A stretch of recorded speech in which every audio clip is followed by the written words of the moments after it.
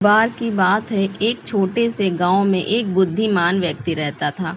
गांव के लोग उसे बहुत मानते थे क्योंकि वह हमेशा सत्य और न्याय के मार्ग पर चलता था। एक दिन वह व्यक्ति बहुत गहरी स्थिति में आ गया। उसके घर में आग लग गई और उसकी सारी संपत्ति जलकर कनाइस हो गई। गांव के लोग उससे मिलने आए और बोले, तुम्हारे साथ ऐसा क्यों हुआ? तुम तो हमेशा अच्छे कर्म करते हो, फिर भी तुम्हें इस विपत्ति का सामना क्यों करना पड़ा? वह व्यक्ति कुछ देर तक चुप रहा, फिर बोला, कर्मों का फल निश्चित है। हमारे अच्छे या बुरे कर्मों का परिणाम हमें ज़रूर मिलता है। यह जीवन की सच्चाई है। जो हम आज अनुभव कर रहे हैं वह हमारे पिछले कर्मों का फल है, और जो हम आज करेंगे वह हमारे भविष्य का निर्माण करेगा। उस व्यक्ति ने गांव वाले को समझाया कि जीवन में हमें हर परिस्थिति को स्वीकार करना चाहिए। कर्मों का फल कभी कभी तुरंत मिल जाता है और कभी कभी समय लगता है, लेकिन एक बात निश्चित है कि वह ज़रूर मिलता है। इस नियम को कोई नहीं बदल सकता। अगर हम अच्छे कर्म करेंगे तो हमें उसका फल अवश्य मिलेगा, भले ही उसमें थोड़ा समय लगे, और अगर बुरे कर्म करेंगे तो उसका फल भी निश्चित रूप से भोगना पड़ेगा। उसने कहा, हमारे कर्म हमें दिशा देते हैं। अगर हम अपने कर्मों को सही दिशा में नहीं रखेंगे तो हमें जीवन में अनेकों समस्याओं का सामना करना पड़ेगा। इसीलिए हमें हमेशा अच्छे कर्म करने चाहिए और समय पर मिलने वाले फल का धैर्यपूर्वक इंतज़ार करना चाहिए। गौतम बुद्ध ने भी यह सिखाया था कि कर्मों का फल हमें समय पर अवश्य मिलता है। अगर हम इस सत्य को समझ लें और इसे अपने जीवन में अपनाएं, इस परिस्थिति में घबराने की ज़रूरत नहीं पड़ेगी। तो मित्रों, कर्मों का फल भोगना अपरिहार्य है। हम अच्छे कर्मों का संकल्प लेना चाहिए और धैर्य से उनके फल की प्रतीक्षा करनी चाहिए। याद है, इस नियम को बदलने की कोशिश ना करें, क्योंकि जीवन का अनमोल। इसे माने, अपनाएं और देखें कि कैसे आपके जीवन में सुख और समृद्धि का आवास होता है।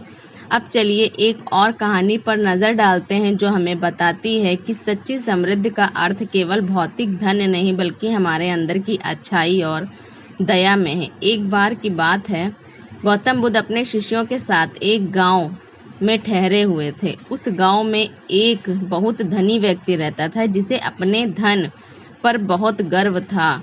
कनाई से वह अपमान करता था और सोचता था कि उसकी संपत्ति ही उसे सब कुछ प्रदान कर सकती है। एक दिन उस धनी व्यक्ति ने गौतम बुद्ध के बारे में सुना और सोचा कि उन्हें अपनी संपत्ति से प्रभावित कर देगा। उसने बुद्ध को अपने घर भोजन के लिए आमंत्रित किया।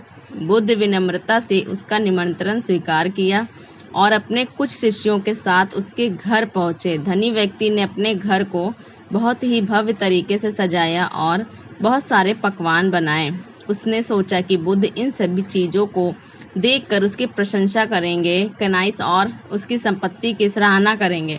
जब बुद्ध उसके घर पहुंचे तो धनी व्यक्ति ने बहुत ही गर्व से उनका स्वागत किया और उन्हें अपने भव्य भोजन कक्ष में ले गया। बुद्ध ने वहां देखा कि खाने की मेज पर अनेकों प्रकार के पकवान रखे हुए, लेकिन बुद्ध ने उन पकवानों की ओर ध्यान नहीं दिया। उन्होंने सिर्फ एक कटोरी में चावल लिया और शांति से भोजन करने लगे। धनी व्यक्ति ने देखा कि बुद्ध उसकी संपत्ति या भव्यता से प्रभावित नहीं हुए तो वह निराश हो गया। उसने बुद्ध से पूछा, भगवान, क्या आपको मेरी संपत्ति और भव्यता पसंद नहीं आई? बुद्ध ने मुस्कुराते हुए कहा, संपत्ति भौतिक सुख सुविधाएं प्रदान कर सकती हैं, लेकिन असली समृद्धि वह है जो हमारे अंदर होती है। अगर तुम्हारे पास दया, करुणा और सच्चाई का भंडार है तो तुम वास्तव में धनी हो।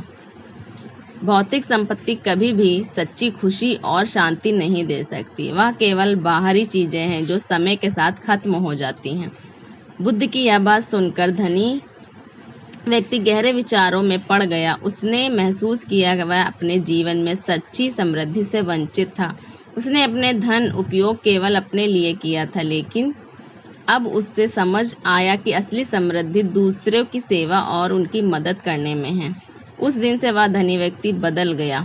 उसने अपने धन का उपयोग गरीबी और ज़रूरतमंदों की सहायता के लिए करना शुरू कर दिया। उसने सीखा कि सच्ची समृद्धि का अर्थ केवल भौतिक धन में है, बल्कि हमारे अंदर की सच्चाई और दया में है।